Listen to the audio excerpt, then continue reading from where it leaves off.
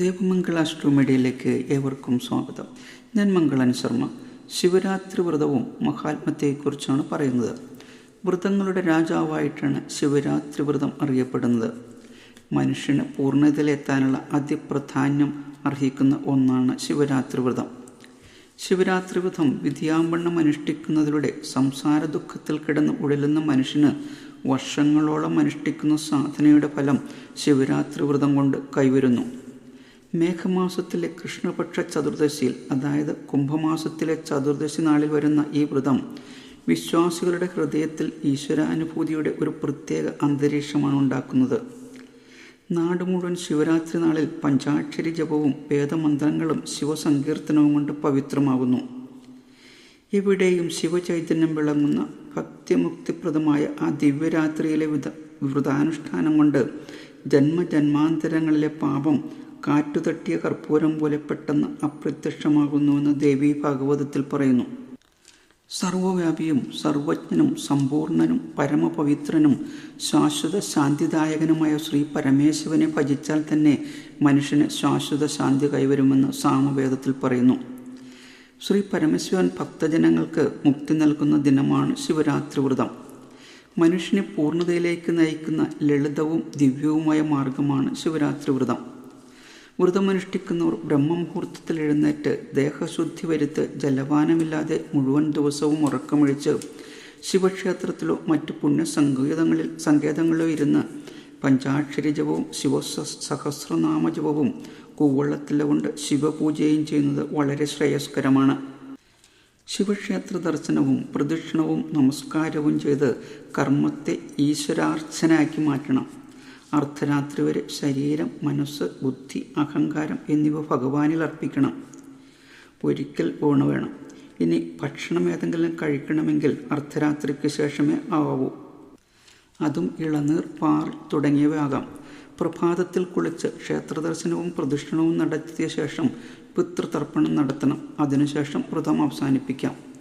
ശിവരാത്രി വ്രതം വിധിയാമ്പണ്ണം ആചരിച്ചാൽ എല്ലാവിധ അഭിവൃദ്ധിയും കൈവരുന്നതോടൊപ്പം എല്ലാവിധ ആദിവ്യാധികളും നീങ്ങി സന്താന സൗഖ്യത്തോടും കുടുംബസൗഖ്യത്തോടും കൂടി ഇഹലോക ജീവിതം പൂർണ്ണ മോക്ഷപ്രദത്തിലെത്തിക്കാൻ സാധിക്കും.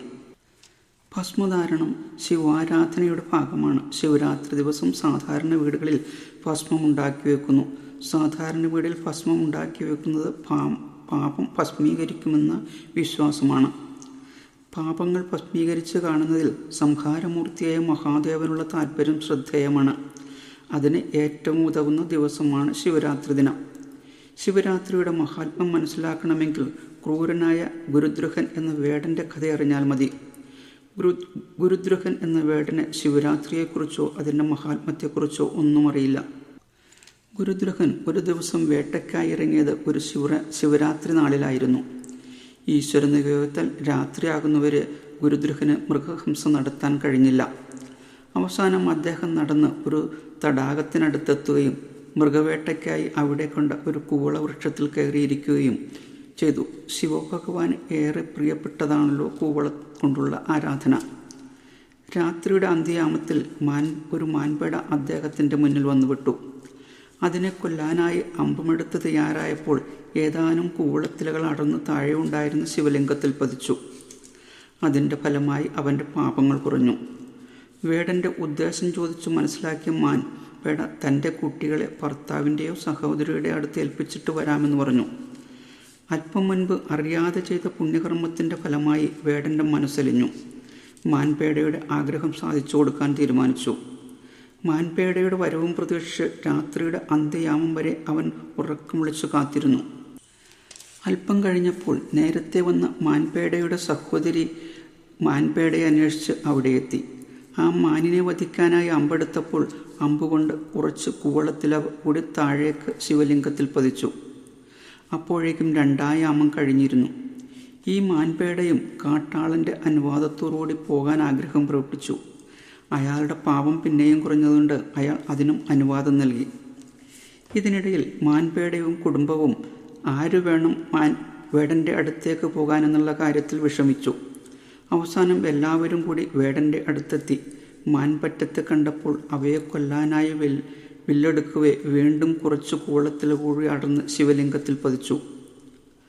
വാക്കുപാലിക്കാനെത്തിയ മാൻപേടകൾ തങ്ങളെ വധിച്ചുകൊള്ളുവാൻ വേടനോട് പറഞ്ഞു. സ്വന്തം ശരീരം കൊണ്ട് പരോപകാരം ചെയ്യാൻ തയ്യാറായി നിൽക്കുന്ന ആ മാനുകളെ കണ്ടപ്പോൾ വേടൻ്റെ മനസ്സു മാറി. ശിവരാത്രി ദിനത്തിൽ അറിയാതെയാണെങ്കിലും ശിവപൂജ നടത്താൻ കഴിഞ്ഞ വേടൻ്റെ മുന്നിൽ ശ്രീ മഹാദേവൻ പ്രത്യക്ഷപ്പെട്ടു. ഭഗവാനെ കണ്ട് വേടൻ തൃപ്പാദങ്ങളിൽ വീണ് നമസ്കരിച്ചു വണങ്ങി. ഭഗവാൻ അവന് ഗുഹൻ എന്ന നാമം നൽകി ശൃംഗിവേരപുരത്തിലുള്ള രാജധാനിയിൽ ദിവ്യഭോഗങ്ങൾ അനുഭവിച്ച് വാഴാനുള്ള അനുഗ്രഹം നൽകി. ശ്രീരാമചന്ദ്രനുമായി സൗഖ്യമുണ്ടാകാൻ ഇടയാകുമെന്നും പറഞ്ഞു. ശങ്കരദർശനത്താൽ സത്യസന്ധനായ മാൻപേടകൾക്കും മുക്തി ലഭിച്ചു. ശിവരാത്രി ദിനത്തിൽ മഹാദേവനെ അറിയാതെ പൂജിച്ചവന് ഇത്രമാത്രം ഫലങ്ങൾ കൈവന്നുവെങ്കിൽ ഭഗവാനെ ശിവരാത്രി നാളിൽ അറിഞ്ഞു പൂജിച്ചാലുള്ള മഹാത്മ്യം എന്തായിരിക്കുമെന്ന് നിങ്ങൾക്ക് മനസ്സിലായി കാണുമല്ലോ. മഹാദേവൻ്റെ അനുഗ്രഹം എല്ലാവർക്കും ഉണ്ടാകട്ടെ എന്ന് പ്രാർത്ഥിക്കുന്നു.